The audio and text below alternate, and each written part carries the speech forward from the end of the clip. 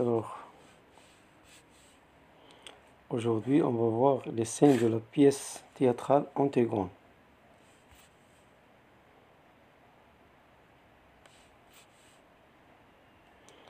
Alors, scène 1, le prologue. Le prologue présente les personnages qui vont jouer la pièce et les décrit brièvement. Antigone, en sa qualité d'héroïne, passe en premier. Viennent ensuite Ismène, Aimant, Créon, la reine, Eurydice, la nourrice, le page, le messager et les gardes. Au terme de son discours, le prologue procède à un bref rappel de certains événements indispensables à la compréhension de l'histoire. Il insiste sur des faits saillants tels que la mort des deux frères d'Antigone, les funérailles dignes d'un héros accordé à Étiocle et le cruel châtiment infligé à Polynice, condamné à pourrir sous les yeux horrifiés de Thèbes. Deuxième scène, Antigone et la nourrice. Antigone rentre chez elle. Elle est surprise par sa nourrice qui l'accable de questions pour savoir d'où elle vient à une heure aussi matinale. La jeune fille lui confie finalement qu'elle s'est rendue à un rendez-vous galant, un aveu qui irrite visiblement la vieille femme. Mais Antigone plaisante. La raison pour laquelle elle a quitté son domicile est toute autre. Scène 3. Antigone, la nourrice et Ismène. La nourrice fait des reproches aux princesses et se sont levées très tôt et elles ne sont pas assez couvertes.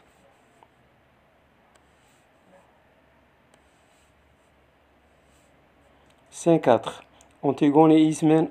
Antigone révèle son intention d'enterrer le corps de Polynice malgré le décret royal. Ismène tente de la dissuader mais sans résultat. Scène 5. Antigone et la nourrice. Antigone, qui a explosé de colère face à Ismène, se montre très calme en présence de sa nourrice et se confie corps et âme à la vieille femme pour être réconfortée au fil des répliques. La jeune fille dévoile partiellement son projet, mais la nourrice ne saisit pas le sens caché de ses propos. Scène 6. Antigone et Aimant. Antigone et Aimant se réconcilient après une dispute amoureuse. La jeune fille profite de ce retour à la normale pour demander à son fiancé s'il l'aime vraiment et s'il ne regrette pas de l'avoir choisi au lieu d'Ismène.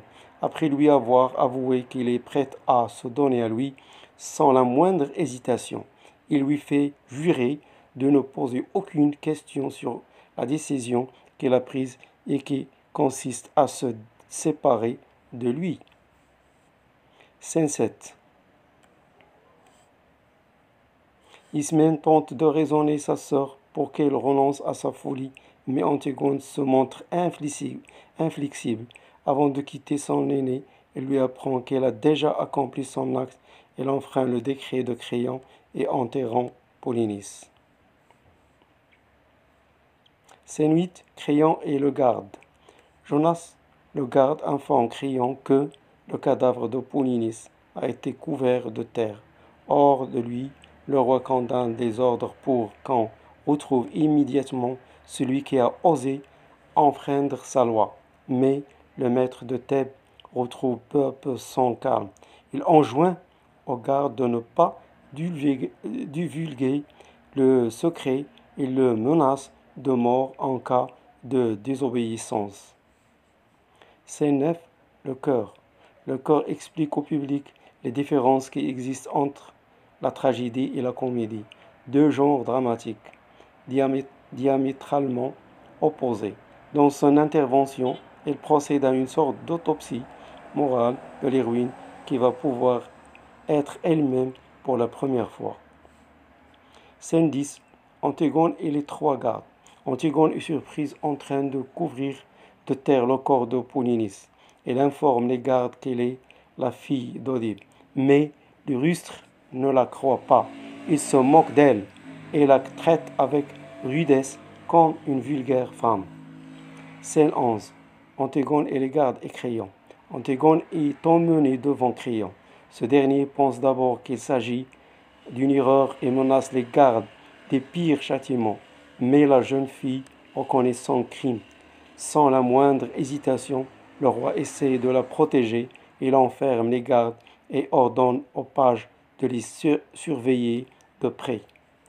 Scène 12. Antigone et Créon.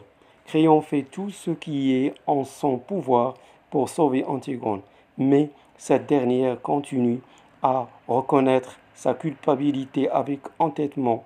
Pour montrer à sa nièce que son acte est absurde, le roi lui révèle certains secrets de famille particulièrement choquants qui trahissent l'horreur du monde politique.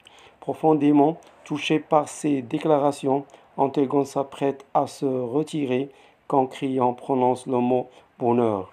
En l'entendant, il se révolte contre la vie médiocre que lui promet son oncle qui tente vainement de la réduire au silence. Scène 13. Antigone, Créon et Ismène. Ismène change d'opinion et se confond en excuses et se montre prête à mourir avec Antigone, mais cette dernière rejette son sacrifice pour ne pas l'impliquer dans une affaire qui la dépasse. Scène 14. Créon et le cœur. Le cœur tente de faire revenir Créon sur sa décision et l'amener à gracier Antigone, mais le roi campe sur sa position. Sa nièce tient absolument à mourir, il n'y peut plus rien pour elle. Scène 15. Créon, le cœur et Aimant. Aimant implore désespérément son père de sauver Antigone. En vain, le cœur tente de son côté d'attendrir le roi, mais il n'aboutit à aucun résultat. Le sort de l'héroïne est scellé. D'ailleurs, les Thébains se rassemblent déjà et réclament la tête de la condamnée. Scène 16. Créon et le cœur. Le cœur a pitié d'Aimant et demande à Créon de faire quelque chose, mais ce dernier avoue qu'il ne peut plus rien pour lui. Scène 17. Créon, le cœur, Antigone et les gardes. Le garde informe Créon que les gens sont en train d'envahir le palais. Antigone demande à Créon de tout faire cesser puisqu'il a obtenu sa mort. Créon ordonne alors qu'on vide le palais.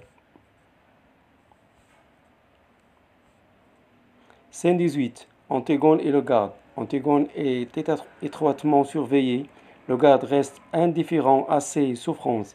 Il ne pense qu'à sa promotion et aux avantages matériels qu'il va en tirer au fil du dialogue qu'il engage avec sa prisonnière. Il lui révèle qu'il sera muré vivante. Antigone accueille cette nouvelle avec un calme digne d'une héroïne tragique. Elle arrive à convaincre son garde, moyennant une bague en or, d'écrire une lettre pour elle dans laquelle elle exprime son regret d'avoir commis un acte absurde. Scène 20. Le cœur, Créon et le page. Le roi entre au palais complètement effondré. Là, le cœur lui assène une terrible nouvelle.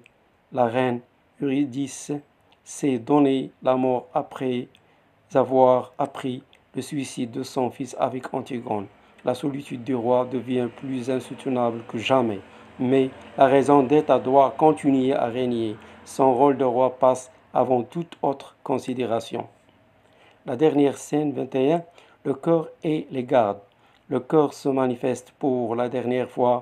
Elle parle de ceux qui sont morts et de ceux qui restent en vie, ainsi que des conséquences de la tragédie sur Thèbes qui s'est enfin apaisée. Les gardes indifférents à ce qui se passe autour d'eux continuent à jouer aux cartes comme si de rien n'était.